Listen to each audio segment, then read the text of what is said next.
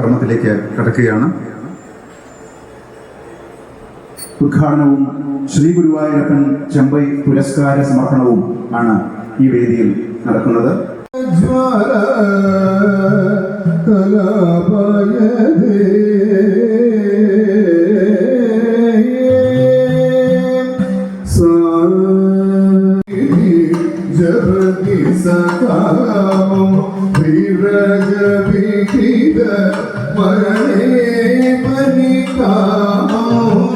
ശ്രീ ജയ ദേവ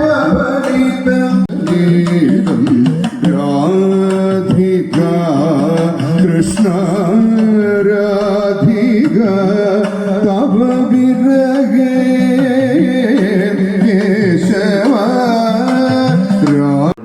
ശ്രീ ഗുരുവായൂരപ്പൻ്റെ എല്ലാ അനുഗ്രഹങ്ങളും ഉണ്ടാവട്ടെ എന്ന് പ്രാർത്ഥിച്ചുകൊണ്ട് ഞാൻ എൻ്റെ വാക്കുകൾ നിർത്തുന്നു. നന്ദി.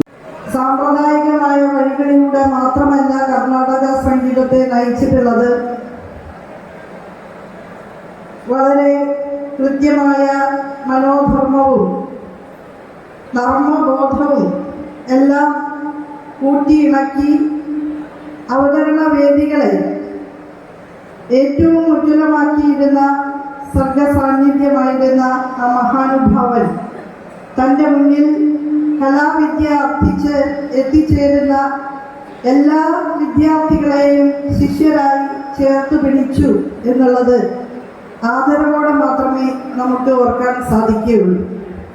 ജാതിയുടെയോ മതത്തിൻ്റെയോ അതിർവരമ്പുകൾ അദ്ദേഹത്തിന് പ്രസക്തമായിരുന്നില്ല.